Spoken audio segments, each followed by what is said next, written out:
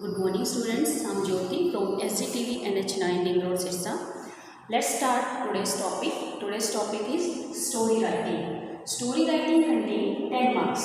Story है जो आपकी 10 marks की आती है आपके एग्जाम के अंदर. And first you have to write title of the story. आपने पहले टाइटल लिखना है स्टोरी का. And then story must be beginning, middle and end part. Story का आपने beginning होनी चाहिए proper, then middle part and then proper end. Okay, and then characters. Without characters imagine the story. कैसी होगी बिना character के story? So you have to include characters and then time, place and action. story के अंदर ये तीनों चीज़ें मायने रखती हैं. टाइम, प्लेस एंड एक्शन, इनका कोऑर्डिनेशन होना चाहिए आपस में. ये 3 यूनिटीज़ हैं, ये एलिमेंट्स हैं स्टोरी के जो आप स्टोरी को थोड़ा इम्प्रेसिव बनाते हैं. And next plot. प्लॉट होना चाहिए स्टोरी का proper. You have to add problems. Without problems story आगे एक्सटेंड हो ही नहीं सकती है. And then tense. Avoid mixing up tenses. जितना आप प्रेजेंट, पास्ट, फ्यूचर को इकट्ठा करोगे उतनी स्टोरी आपकी गलत होती जाएगी. You have to write story only in past tense. Use past tense. Okay. And then different types of sentences. Different types of sentences you can use: simple, interrogative, negative, and forms also: indirect, direct form, and active and passive voice, exclamatory sentences. Yani you have to write all types of sentences in the story. Okay. And then moral. Without moral story is incomplete. moral नहीं दोगे story का तो आप story समझो कि आपकी incomplete है. यानी सारा आपने लिख दिया और एक पॉइंट नहीं लिखा लास्ट में, उसकी वजह से सारी स्टोरी आपकी गड़बड़ हो जाएगी, तो आपके मार्क्स भी यहाँ पे डिडक्ट हो सकती है. सो इसलिए you have to write moral also. Okay students. Now dust of snow. Dust of snow composed by Robert Frost. Robert Frost के द्वारा ये पोएम लिखी हुई है. In this poem the poet Frost presents nature as a theme of joy. यहाँ पर poet है nature को as a theme of joy represent कर रही है. And next the crow, the dust of snow, hemlock tree. ये जो तीनों हैं, crow, dust of snow, hemlock tree, stands for nature. Nature को शो कर रही है, सिम्बोलाइज कर रही है. Next both the crow and hemlock tree represent soul. जो क्रो है एंड हेमलॉक ट्री है, हेमलॉक ट्री है पॉइजनस ट्री. ठीक है, तो ये दोनों क्या है, रिप्रेजेंट सोरो को रिप्रेजेंट कर रहे हैं यहाँ पे, दुख को, तकलीफ को, अपशगुन को. And then last dust of snow changes the negative mood of the poet to pleasant mood. लेकिन falling of dust of snow, जैसे डस्ट ऑफ स्नो पोएट के ऊपर गिरती है, देन हिज मूड चेंज्ड, उसका मूड चेंज हो जाता है. And bad mood change into a pleasant mood. तो इस तरीके से ये जो पोएम है, इसके अंदर जो पॉइंट है नेचर को सिंबलाइज कर रहा है कि नेचर के अंदर एक हीलिंग पावर होती है जिससे हम अपना मूड चेंज कर सकते हैं, हमें है जो खुशियाँ वगैरह मिल सकती हैं. Okay students. Now lesson first, a letter to God written by G.L. Pant. In this lesson here is a story of a peasant named Lencho. Lencho was a farmer who had deep faith in God. Blind faith था भगवान के ऊपर. And he needs a downpour for his crops. उसको एक हल्की फुल्की बरसात की ज़रूरत थी अपनी फसल के लिए. बरसात हुई but the hailstorm destroyed the crops in Lencho's field. Hailstorm थे, destroyed all the crops of Lencho. And then he wrote a letter to God to send him 100 pesos only 100 pesos he demanded from God. And then the postmaster decided to help Lencho with money. And the post office employees and postmaster decided to help him. And then, but he received only 70 pesos. Lencho received only 70 pesos. क्योंकि जितना post office employees से share करके हुआ 70 pesos ही हुई. And then write another letter to God. और उन्होंने, Lencho ने एक दूसरा लेटर भगवान को लिखा कि रिमेनिंग जो करेंसी थी 30 पैसे थे वो वापस भेजिए. And then he thought that the post office employees were crooks. और लेंचो ने पोस्ट ऑफिस एम्प्लॉयज को बंच ऑफ क्रुक्स कह दिया कि बेईमानों का ग्रुप है कि इनके जरिए पैसे मत भेजना. And then so therefore two kinds of conflict in the story. So इस स्टोरी के अंदर two kinds of conflict show किए गए हैं। दिस इज आयरनी कि जिन्होंने हेल्प की उन्हीं के ऊपर डाउट की। बिटवीन ह्यूमन्स एंड नेचर, इंसान और नेचर के बीच में, एंड बिटवीन ह्यूमन देमसेल्व्स, इंसान और इंसान के बीच में, क्योंकि एम्प्लॉयज़ ने हेल्प की और लेंचो को लगा कि उन्होंने धोखा दिया है। So this is all about this lesson in short. Now the black aeroplane, written by Frederick Forrest. In this lesson, the narrator was a pilot who flying an old Dakota from France to England. इस lesson के अंदर narrator एक pilot है जो fly कर रहे थे अपनी ओल्ड डकोटा के अंदर, full name DS-088 old Dakota, and from France to England, France से इंग्लैंड जा रहे थे अपने घर पे। And then in the beginning of the lesson the cloud was clear. Lesson की जो शुरुआत होती है तो cloud was clear, and then on the way he saw big black clouds ahead of him. जब वो अपने रास्ते पे थे तो उनको क्या हुआ कि काफ़ी बादल एकदम से उनके आगे आने लगे। And he could not see anything through the clouds.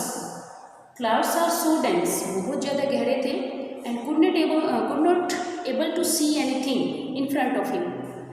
And his compass the other instrument were also suddenly dead. उसके जो कंपास दूसरे इंस्ट्रूमेंट थे सडनली डेड हो गए, and he not able to contact with the women in the control centre. बिल्कुल भी उनका contact नहीं हो पा रहा था, सारे इंस्ट्रूमेंट डेड हो गए, उनका जो कॉन्टैक्ट है तो डिस्ट्रॉय हो गया नीचे से, एंड ही वॉज दस लॉस्ट इन स्टॉर्म। इस तरीके से वो स्टॉर्म के अंदर गुम हो गए। But then he saw another aeroplane near him, and suddenly he saw another aeroplane in front of him. उसके पास में उसको एक दूसरा एरोप्लेन दिखाई दिया, that is the black aeroplane in the story के अंदर है the black aeroplane. And with the help of black aeroplane, उस एरोप्लेन की हेल्प के साथ ही landed safely on an airport. He followed him, यानी उस ब्लैक एरोप्लेन को फॉलो किया और एयरपोर्ट पे सेफली लैंड कर दिया।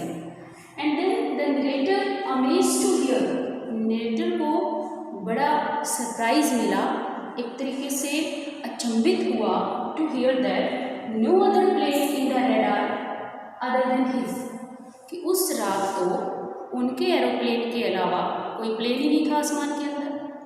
Then who will help him, किसने हेल्प की होगी?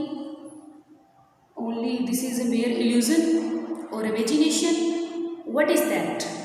थिंक। ओके, तो this is all about in short the lesson the black aeroplane.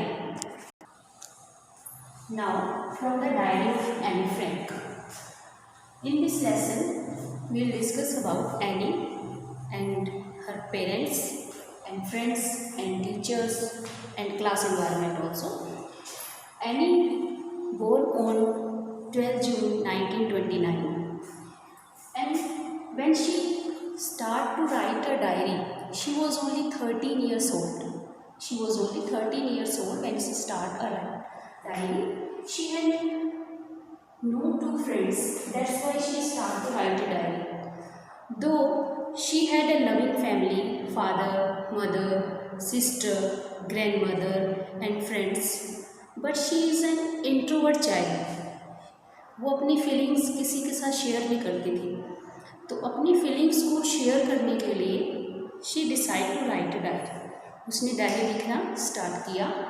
And मैं ये पहले बता चुकी हूँ कि वो 13 ईयर्स की थी जब उसने डायरी लिखना स्टार्ट की। तब उसको ये फील होता था कि ये 13 years child who reads her diary, कौन पढ़ेगा उसकी डायरी, कौन उसकी म्यूजिक को लेके इतना इंटरेस्ट दिखाएगा। So she starts with a family background. Family background से उसने डायरी लिखना स्टार्ट किया and named her diary kitty.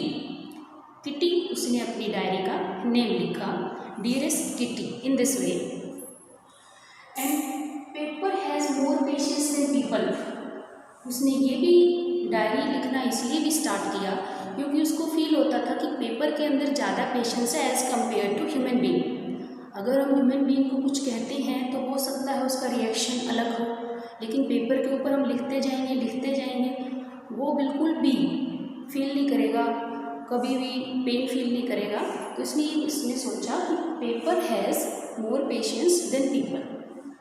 And mister Keesing and in the class mister Keesing was annoyed with Annie, यानी Annie के साथ mister Keesing है जो गुस्सा हो जाते थे, because she was a talkative girl. वो एक टॉकेटिव गर्ल थी। वो क्लास में कहती थी कि her mother is also a talkative lady, so that's why this trait is inherited, कि अगर माँ टॉकेटिव है तो आगे बेटी भी टॉकेटिव होगी, ऐसा उसने आगे से आर्गूमेंट दिया। तो मिस्टर कीजिंग ने उसको एक्स्ट्रा होमवर्क असाइन किया 3 टाइम्स।